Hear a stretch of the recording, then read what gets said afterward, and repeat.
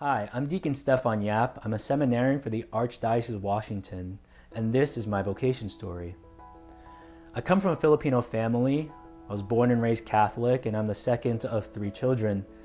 I was born in New York and grew up in New Jersey, and if I could think of the fondest memory from my childhood, it wouldn't be from a family vacation or some sort of sporting event or a holiday. It would actually be about going to Sunday Mass. It's what we did every single Sunday. No matter where we were and no matter what we had planned, we had to go to Sunday Mass.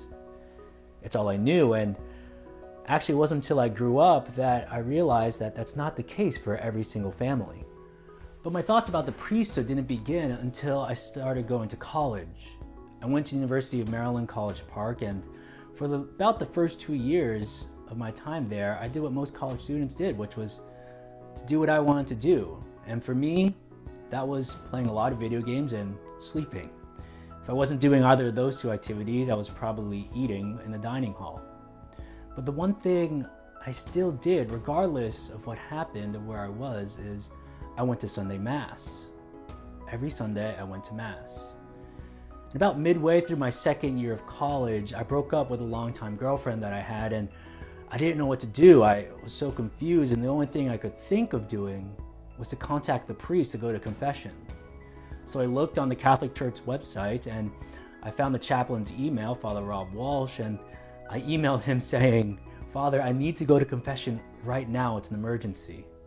And within the hour, he got back to me, and he heard my confession for the first time in probably over a year.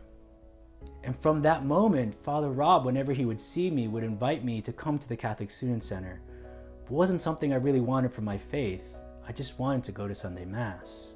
But from that point forward, Father Rob would become, like all good priests, a father to me in college. He would invite me to the Catholic Student Center, but I would refuse. He would always invite me to things. And somehow he got me to go on the spring retreat. And it was the first time that I met some good Catholic friends. It was the first time that I really started to explore my faith, and I started to go to the Catholic Student Center. In my third year of college, I would go to the Triduum for the first time ever in my life. And it was at Holy Thursday Mass, the institution of the Eucharist and the institution of the priesthood, when Father Rob said the words of consecration and elevated the host, that everything around me went still and went quiet. And deep within me, I heard the tiniest of questions. Will you be my priest? I freaked out a little bit. I thought someone was playing a joke on me or whispered it in my ear, and I looked around to see that, but no one was around me. I tried my best to focus on the Mass, but I really couldn't. And during the procession of the Blessed Sacrament, all I could do was peel off from the crowd, run into my car, and scream. I didn't know what to do.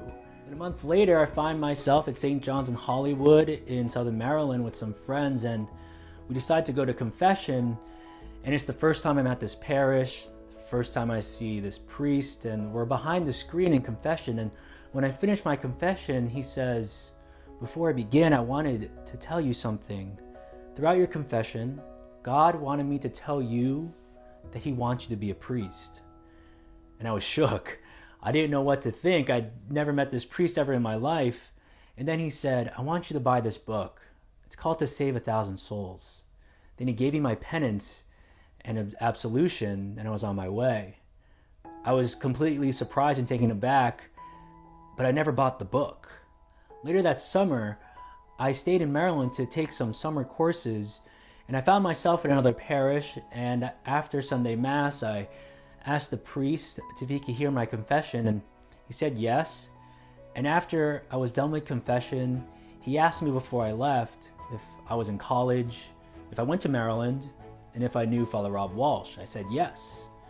Then he said to me that I was the perfect candidate for spiritual direction, that I was completely lost in life, and that he wanted me to take out my smartphone if I had one, email Father Rob, and to schedule spiritual direction, and that he wanted to see the email before I left.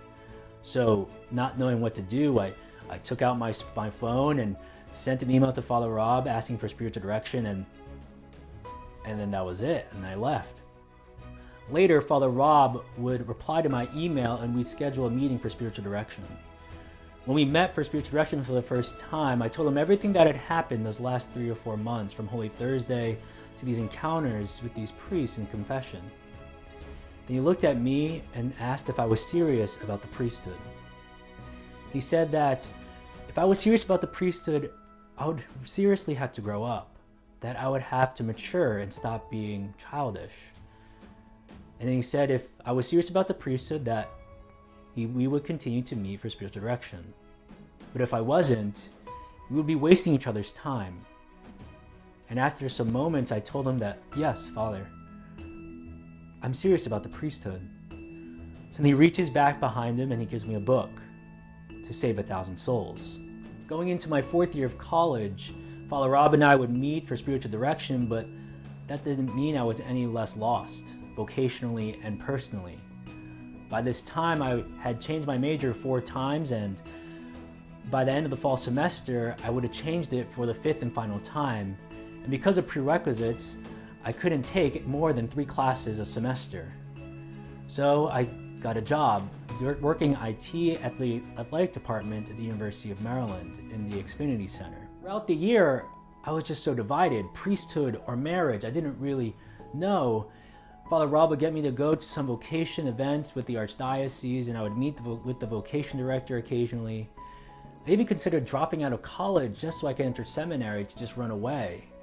And when I told this to the vocation director, he looked at me straight in the eyes and said, Stefan, there's no way you're ready for seminary right now. So then going into my 5th year, God made it very clear to me over the summer that I had to stop thinking about vocations. I needed to stop thinking about the priesthood. And I just need to focus on graduating college. So that's what I did for the whole first semester. I went to work, I'd go to class, I'd study. I focused on academics for the first time ever in my life. And come the spring semester, I get an email from the vocation director asking if I would be willing to go to the discernment retreat. I said, sure. I didn't really think anything of it.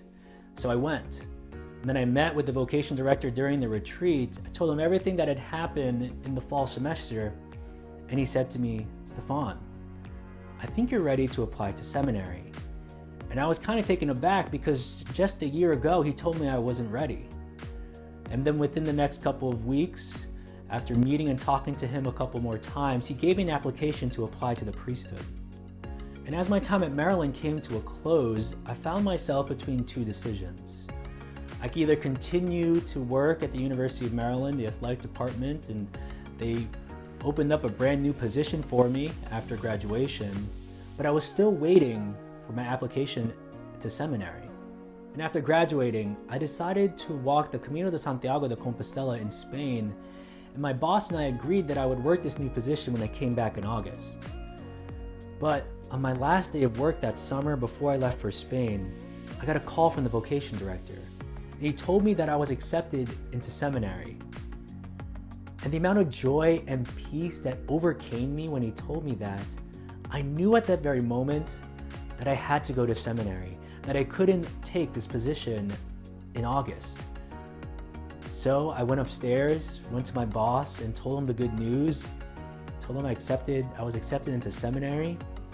And he told me that he's not surprised, that everyone in the office expected me to be accepted into seminary. And he simply asked for prayers. So that summer, I go to Spain, I walk the Camino, I come back and I enter seminary. And I wish I could tell you that's the rest of the story, but it's not. Discernment didn't stop once I entered seminary. I have many friends that have entered seminary and have left. Every year there's a reevaluation of whether or not this is really where God is calling me to be, that God is still calling me to be a priest. And for me, at the end of every single year, what I looked for was that same peace and that same joy that I received when I got that call from the vocation director. I knew that if that peace and that joy was still there, then this is where God wanted me to be. But if it wasn't, then I'd have to reconsider. And this is where discernment really begins. Constantly asking God what His will for us is. and looking for that peace and that joy. Because that is where God wants us to be, in peace and joy. And at the end of every year, no matter how difficult the year was or how great the year was, I had to ask myself, Lord, is this where you're calling me? And after 6 years, I could definitively say, yes, this is where my peace and my joy lie.